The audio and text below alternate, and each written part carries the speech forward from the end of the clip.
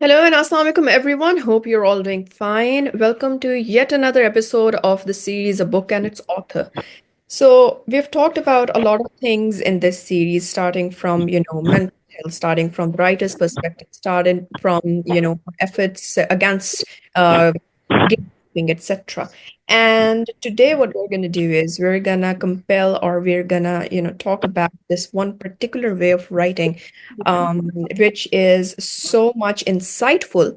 When I came across it, I was like inspired. All right, this is one way in which, the masses could be made aware to more aware again, yes, and a much more powerful way of, making relationships work. So for that, we have with us our today's guest, our today's speaker, Huma Adnan. Assalamu alaikum, Huma Adnan. Hope you're doing fine. Walaikum assalam. Yes, I'm good. How are you? I'm good as well. Thank you so much. Thank you so much for coming, joining us, and taking your time out for us. So, Homa, without any further ado, there is this one, anthology in which you have actually, contributed, right? So that is two anthologies, basically, if I remember. Yes, but we're going to talk about the later one, The Tangled Minds. Yes, all right. So, Thoughts of a Tangled Mind it is. And in that particular anthology, you've talked about relationships. So, my first question would be, why did you target relationships? Why do you think this is such an important aspect to be talked about, to be taught about to the mass? Yes, basically, I just want to say that people carry so much inside them. Hmm, Okay? This realization made me mindful of human emotions that relationships in nowadays are very complex. hmm, Nothing is very simple, nothing is black or white, everything is just very gray. hmm, And people are having so much inside them, so much things that are unsaid, so much things that are un that are not brought in front of the world. Many of us are having severe trauma, severe past baggages hmm, that I have highlighted in my story also. hmm, Uh, but they are not brought up front, right? So I just wanted to people to see what we are actually feeling inside. And I just wanted to make a world where acceptance and talking about relationships and talking about psychological issues is not taboo. The psychological issues, the traumas, the feeling of what a person going through a particular phase feels, so that hmm. we can be little more compassionate. Compassionate, exactly. That's you stole the word from my mouth just now. To be compassionate of people around you, to be actually, thinking about how that particular relationship you have with someone else is working, the dynamics of it and everything. And if something that I say or do affects someone else or not. So this is quite a powerful concept that you've worked on. Also, it reminds me of how, family is actually made the unit, and family always starts from a man and a woman. Yes. I'm not gonna go with the modernist ideas of what a particular intimate relation can be between two people, but a man and a woman it is for us, right? So, when talking about that, Huma, what do you think? What is the percentage, or in your opinion, what's the trend of toxic relationships in our societies, and how do you think is it really that pertinent of an issue for us right now? Something which you see will be on the rise in the coming years? Your question is really good. What we are seeing right now, that you can say that the percentage of divorces is increasing in our society. Many people are saying this. Hmm. Okay? And they are linking with this that the girls are getting more and more educated, and they are not tolerating the disrespect, tolerating the toxic things and the patriarchal things and the stereotypes that have shaped from the older generation. Hmm. So basically, our generation, we are here to break the cycle. Hmm. And I think if we are able to do that, our future generations will live a good life. And this will not only be good for girls or women, this will be also good for men, because the society is as harmful to boys also. Not the stereotypes are not only inflicted on girls, they are inflicted on boys also. Hmm. And I think this needs to be highlighted. This really does need to be highlighted. And when we were talking about all of this, there's this one thing, one point that basically occurred to me just now when we are talking about, mental health and we're talking about men and women coming on par with each other. It's not basically a competition. Yes, that is one thing No, that, no, it's yeah. not a competition. We have to live equally, right? We have to live together and make things work. One Hmm. thing that I said, like I focus in my book, in my anthology, is that relationship. I showed relationship as a complex thing, right? Hmm. But we need to learn what I get. My stories are taken from my own observations, right? Hmm. And from my own surroundings. The characters are from my own surroundings. We can see Armans and Zaras around us, and I Hmm. can. One thing that I wanted to like highlight here is what I learned from my own marriage. That relationship is a complex thing, but it is evolving. And two partners that are involved in a relationship, they had to evolve with each other. So we are growing together, right? We're not growing like I'm growing and this person is like, hampering my entire journey. But I have to make sure that this person also comes along with the same pace, maybe, right? Okay, so from here, basically, when you were talking about all of this, like growing together and everything, so there's this, well-rooted, I would say, two menaces in our society. One of them is pseudo-culturalism, and the other one is the misinterpreted patriarchy. Yes. So, what would you say about And patriarchy in Pakistan profoundly affect girls with ambitions. You know, according to UNESCO, I have some insights with me. 55% of the girls complete their primary education, and in the rural areas, the gap is very wide. So we that? really have to think at the basic level, at what level we are living. Hmm. What, like, we are depriving girls of their basic rights. And don't even get me started on the workplace comparisons. Oh, of course. Yeah.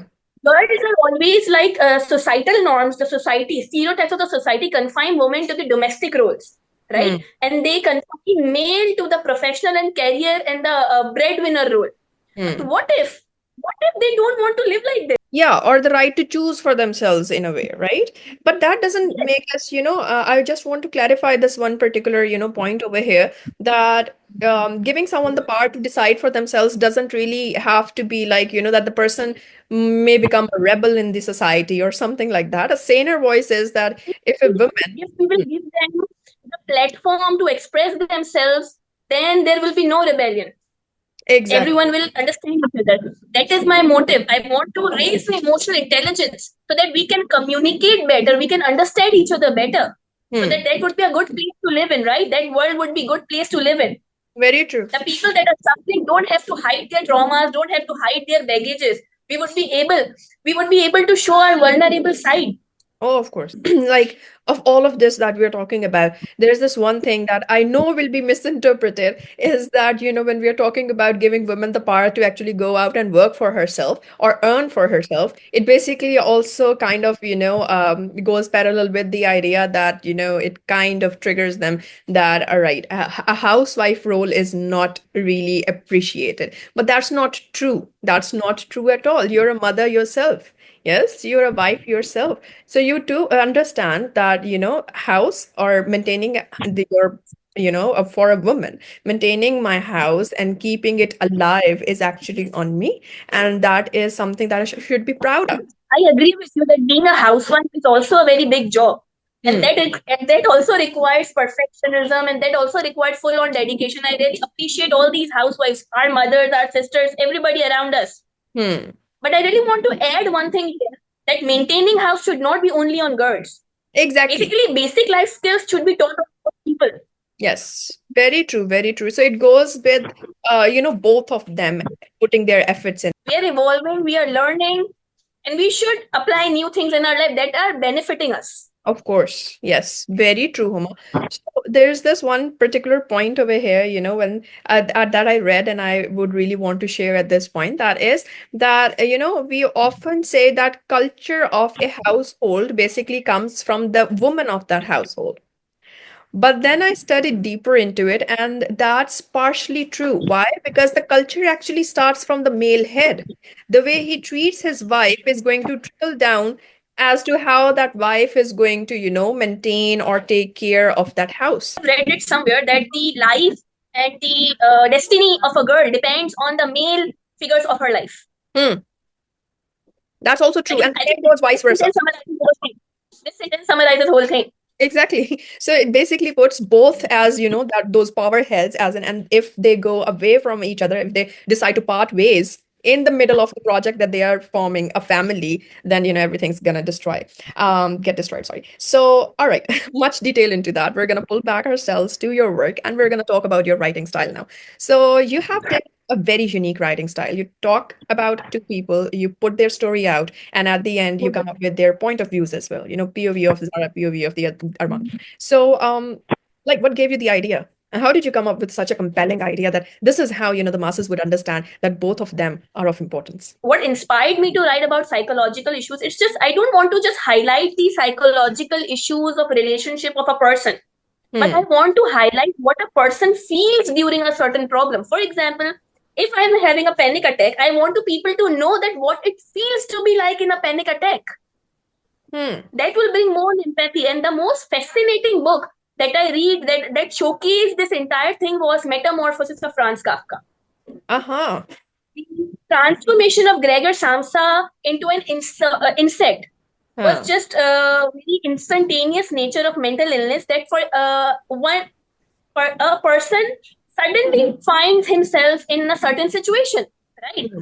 And this can be troublesome for that person also to cope with all that. So the feeling of coping with all the issues and the people that are communicating with that, they also feel difficult. So I just wanted to highlight this. So, Huma, about that, can you give us a little more detail, as in, the way you have written about these two people, their relationship, and you've also brought their point of views ahead. So, have you seen such issues happening? Like, was it since you've been a child, was it like, have you witnessed people being understanding to each other?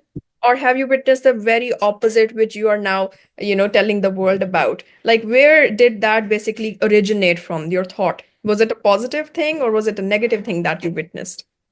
I witnessed mixture of things. Mm, As I told you that I belong to Karachi, right? And mm, it's a metropolitan city. Come across different people. mm, As you know, major communities are living here. So the more we meet people, the more we listen to their stories, and the more we get to know their stereotypes, their problems.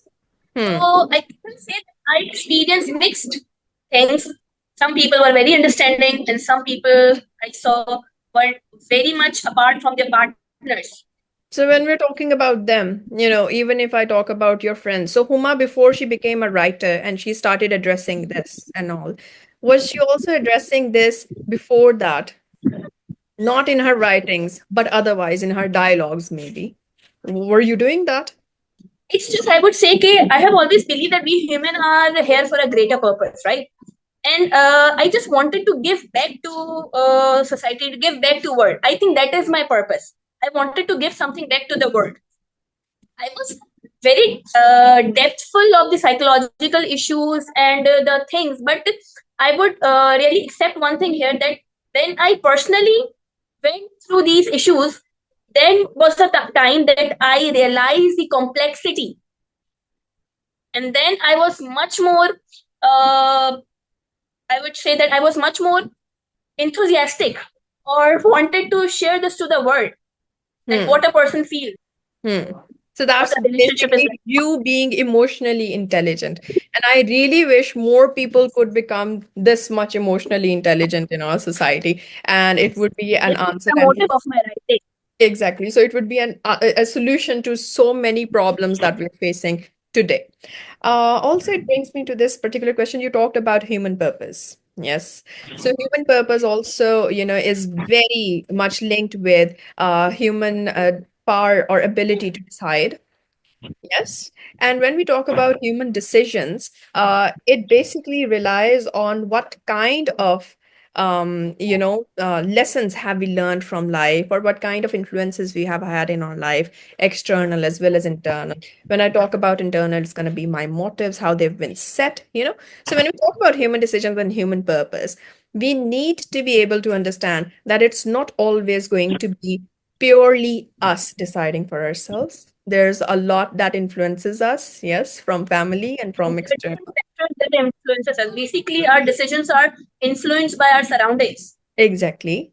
So when we're talking about that, and now that we are living in, if I only focus on Pakistan, in a very capitalist society, where we are, obviously, if we're following a particular economic system, then our ideologies will also, ideology as an individual ideology, like for example, consumerism is one consequence of capitalism. So I'm more into, going after brands or this and that, ye bhi le lo, wo bhi le lo. So stuff like that, right? So when people have that kind of mentality and that kind of mindset, actually invested in materialism, so people also become more selfish about themselves.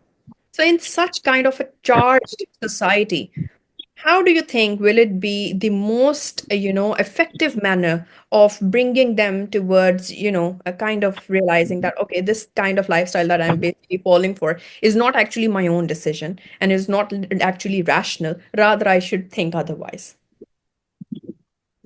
You don't think the world is moving towards sustainability, and Hmm. we have to think about the earth also. Hmm.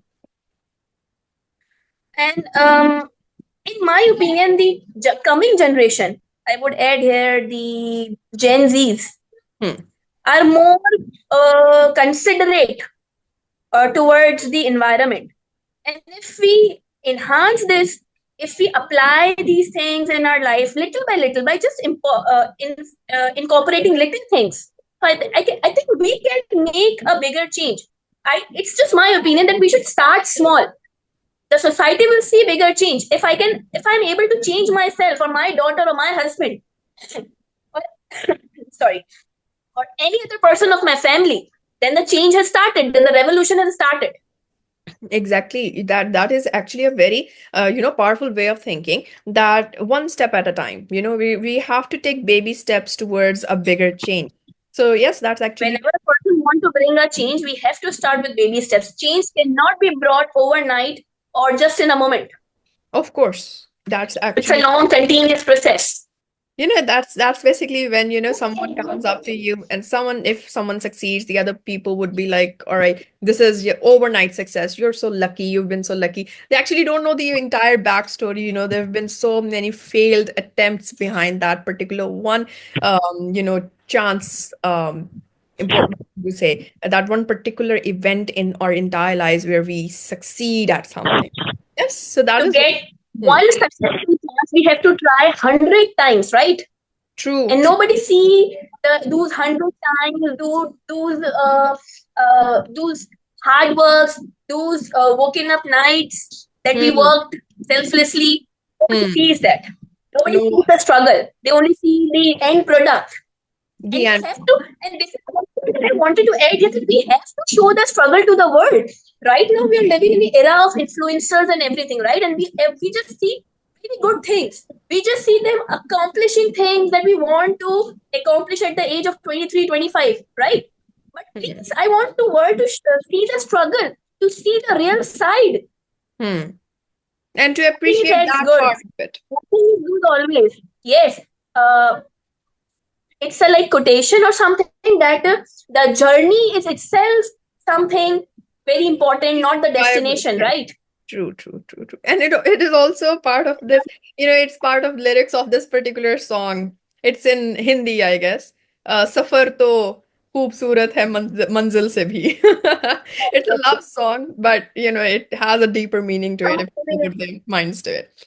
So anyhow, we're going to come back to the idea of being emotionally literate. And when I say emotionally literate, people like you and me, we get more time to actually sit back, read books, so and so. think about stuff and all that. But then for the majority percentage of men, they don't have so much time on their hands.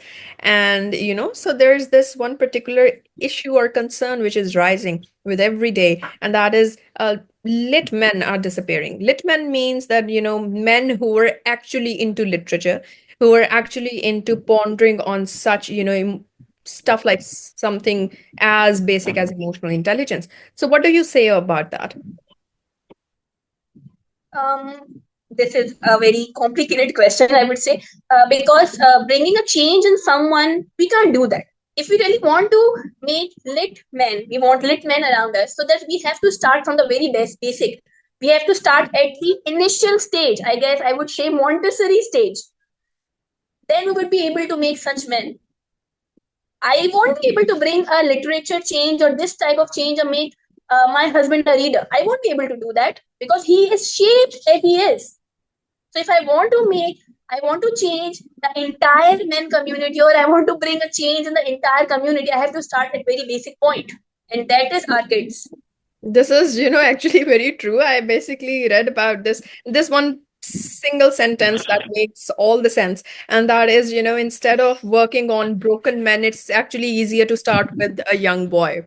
You know, the effect is going to be like really pronounced if we work on boys rather than broken men because they cannot be changed now. So yeah, that's one thing. Anyhow, coming back to Huma Adnan as a writer, Huma, do we see something coming in future from you, as in some new project, some new collaboration that you're working on? Yes, right now I'm working on another anthology and then inshallah my own book with our publisher series of word. So what is that going to be about? Same thing, mental peace, mental struggles, stuff like that, or is it something different? The coming anthology, I have written it in Urdu, and that is a very complex thing. I have focused in that anthology. I have focused on a man, what a person feels when society put pressure on a man, what he feels. I have focused on that, and what basically life is all about. We focus on happiness too much. We focus on success too much, but Hmm. I think life is not about that. Hmm. Being broken, being heartbroken, doing struggle, being in a bad phase of life, being depressed, being stressed, being in anger, these emotions are also part of life. And we have to feel Exactly. that too. Yes. Focus anything in my next anthology. This is actually In coming months. a very interesting perspective, a very excellent take on emotions and how, all of these, what we call as negative emotions and what we call that these certain emotions should be suppressed. But we seldom ever, realize that these emotions can also. One thing I would like to add here that in physics, I have read it somewhere that what is light? Can you explain light? You mean you're talking about the duality? Yes? The Light duality? is Hmm. essence. Light is the essence of darkness, Oh, okay, that thing. All right. All right. Yes. right? Yes. So happiness. How will maybe if I'm not if I'm not understanding the darkness, how will I understand light? So this goes same with emotions. Hmm. If I won't be able to feel the sadness, how will I be able to enjoy the happiness? Excellent. I basically went into, the concept of the The wave or duality of particle life. theory. Exactly. So I went like duality, but you're also talking about the same thing. Even light and dark is, what basically symbolizes duality. So yes, that is true. Human is all dualism in my point of view as well. And I love talking about it. And there was this one, a small post that I wrote about like freedom being a part of your mental realm. You have to be free from I within, read it. free from I outside. read your post. You did? So that was just one take on that, and and now that you are going to be writing about it, I am just so much looking forward to your work now, Huma. So, my last question regarding your work before we proceed to ending this session, which I don't want to end, but we'll have to because we're short of time. So, Huma, when you obviously you write for people, right? And now that you have written both in both mediums, you've written in English, you've written in Urdu as well, yes, or maybe you're going to write in Urdu. So how do you compare both of these mediums? What do you think, which medium brings you better reach, and which would you love to pursue more in the coming future? I would like to add here that as part of expression, I like writing in Urdu because I think I can express pain in Urdu more. It's my opinion. But as part of getting the reader, if considering the reader landscape, then I think I would have to pursue English more because I want to be the things that I write uh, relate with people. I want this thing to relate with people, and not every reader understands Urdu, right? Very true, very So true. that's why I would say that yes, English, I guess, is the correct medium to write to get more readers to get a bigger change. Hmm. Makes sense. That makes sense. So, basically, this was my question basically came from this one particular concept that I read about Warfaism. Warfaism says that, a person's thoughts go or expand to the extent to which the language expands itself, the language in which I am basically fluent in is going to decide how much or how progressively can I think, because if a particular language does not provide me with the words for that particular emotion or thought, I cannot think about it. But this is a whole Yes, debate. Urdu and English both are very rich in these aspects. The literature in both languages is very rich. You're very true. You're very true. But we see Urdu decaying these days, yes? And we see English on a rise. And that is also, there are a lot of factors. We can talk about globalization, this and that, and everything. So this is like a whole entire debate. I would love to have this with you. Maybe, inshallah, in our next, podcast together. I'm looking forward to that. So, Huma, before we end, any message that you would like to give to anyone who is listening to us right now? I just want to say that a little be more compassionate towards your surrounding. Be a good listener to the people around you because we see that mental peace is something not external, it's internal, right? And sometimes we just need people to listen to us. Exactly. When a person listens to me, my half of the issues Are are solved. evaporated. Exactly. You just So need to have please an be outlet. yes. Please try to make a world where talking about mental peace, talking about acceptance, traumas, relationships is not a taboo. Please make a world where it is a normal thing, like we talk about fever, cough, Hmm. so that we would be able also be able to talk about mental depression, anxiety. Hmm. Hmm. You're actually really true. So we have to be like, for everyone who is listening right now, anyone might be going through some mental, stress, some historic trauma, historic as in related to their own life, of course. But yeah, some past trauma in their lives or anything. So this is actually, you don't have to snub it, to actually fit in the society. Rather, be expressive about it. Be expressive not to everyone. You cannot actually calibrate how toxic someone else could be. So, yeah, And be nobody very mindful. understands these things. So we have to just one person. If we One get one person. person that listens to us, And that it you can solves the trust. problem. Yes, and the person that you can trust blindly. It could be someone from your family, it could be your best friend, even and all, but not strangers. Anyhow, but you can, yeah. So there's a lot that you should be thinking about, especially your mental well-being to start off with. That's what Huma has for us to say today. And yeah, so I'll be wrapping it all now. Huma has been like, he's provoked me to actually, think about this new unique style of writing, and which I really loved and instantly loved when she showed it to me. This is my work, and I was like, yes, this is actually really fine, really excellent. And I loved our sitting together right now. I loved how, there was so much to actually learn from, and I hope that people who'd be listening to us would also learn a lot from this particular podcast. And yeah, on that note, thank you so much, Huma, once again. I Thank you look so forward much to to having you. you again.